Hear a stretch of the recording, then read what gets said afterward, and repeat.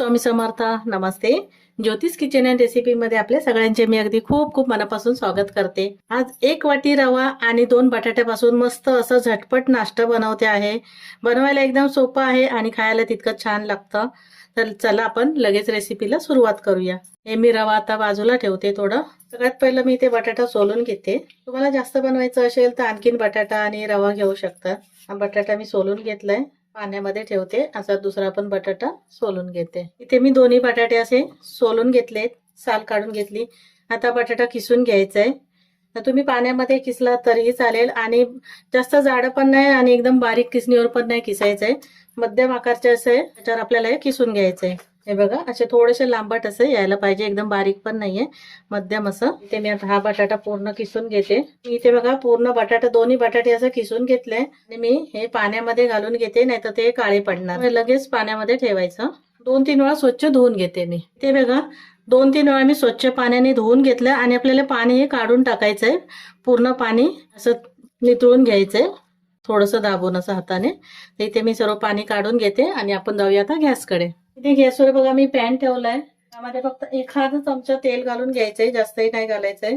तो छोटा आहे, थोडंसं घालते. 1 चमचावरच आहे तेल. थोडंसं गरम होऊ देत. ते आता तेल गरम झालंय, त्यामध्ये थोडंसं जिरं घालून घेते. 2 चमचा एवढं जिरं घातलंय.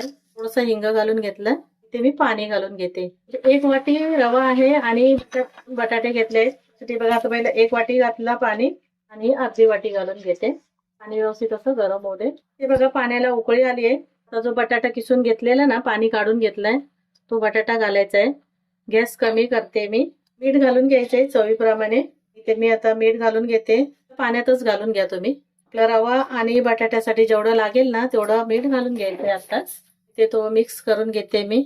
व्यवस्थित असं सगळीकडे मीठ लागलं जाईल. हे बघा व्यवस्थित असं मिक्स करून घेतलं मी मीठ घातल्यानंतर. गॅस मी केलाय, झाकण ठेवते आणि 2 ते 3 मिनिटं शिजून घेते बटाटा. मी बटाटा घातला आणि 2 मिनिटं झाकण ठेवून शिजून घेतलंय. मी आता झाकण काढून घेतलं.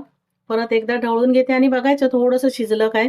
हे कसं करून घेतलंय ना, त्याच्यामुळे लवकर शिजलं जातं, जास्त वेळ पण नाही लागत आणि बटाटा असा पण लवकर शिजतो. असं दाबून बघायचं शिजलंय काय. तर कच्चं वाटलं ना तर अजून एखादा मिनिट झाकण ठेवून शिजून घ्यायचं. असं शिजलंय पण थोडंसं अजून मी एखादा मिनिट फक्त झाकण ठेवते आणि शिजून घेते. मी परत 1 मिनिट झाकण ठेवलेलं, एकदा ढवळून घेते. शिजलाय बटाटा. मध्ये मी 1 मिरची घेतली, 2 मिरच्या आहेत बारीक चिरून घेतल्या, अशा एकदम बारीक कापून घेतल्या आहेत. अशी कोथिंबीर घालते. तुम्हाला जर चिली फ्लेक्स वगैरे घालायचं असेल ना तर घातलं तरी चालेल, पण मी आता हिरव्या मिरचीचा इथे वापर केलाय त्यामुळे मी नाही घातलंय चिली फ्लेक्स वगैरे. आता इथे मी हा रवा घेतलेला ना तो घालून घेते.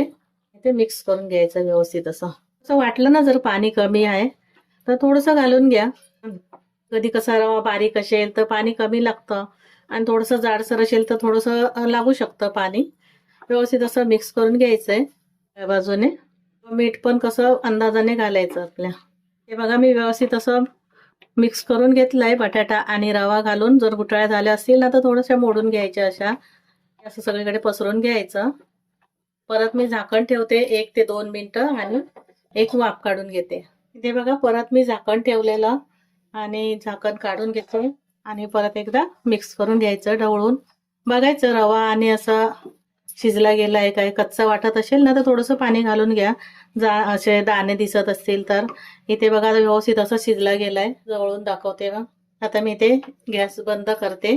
तो 2 मिनिटं परत असंच झाकून ठेवून देते वाफेवर. मी गॅस बंद केलाय बघा, झाकण ठेवते. फक्त 1 ते 2 मिनिटं झाकून ठेवून देते. 1 ते 2 मिनिटं झाली बघा. मी हे खाली काढून घेतलं भांड आणि तो पण आपल्याला काय करायचं, एखाद्या प्लेटला ट्रेला वगैरे असं थोडंसं तेलाचा हात फिरवून घ्यायचा. ते मी थोडं बाजूला करते. ताट घेतलंय, त्याला थोडंसं तेल लावून घेतलंय, त्यामध्ये हे मिश्रण काढून घेते.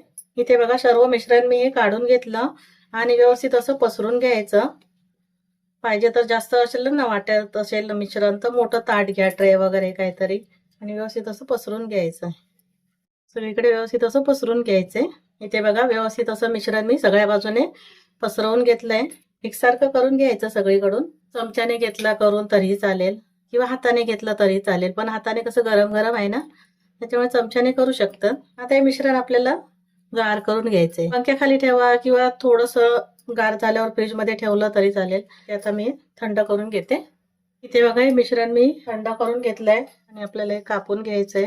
मी काय करते एका थोडं दुसऱ्या ताटामध्ये काढून घेते पाटावर. सहज निघतंय हे बघा. हे कापायला कसं बरं वाटतं. मस्त आपले व्यवस्थित असं मिश्रण आलंय बघा. आता कापून घ्यायचंय.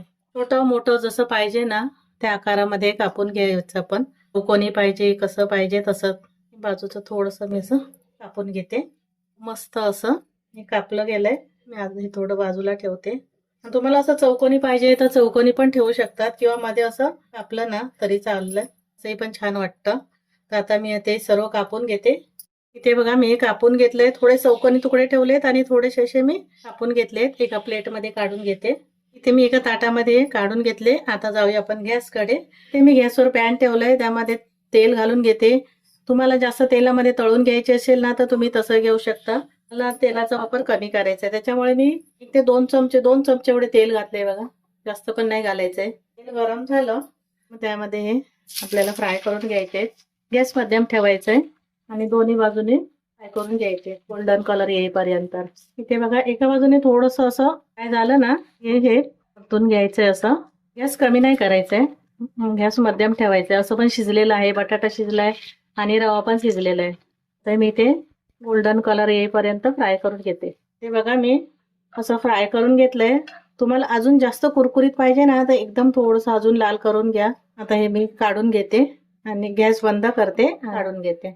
इथे बघा 10 मिनिटात तयार होणारे नाश्ता खूप मस्त टेस्टी होतं. एकदम झटपट होतं. जास्त वेळ पण नाही लागत.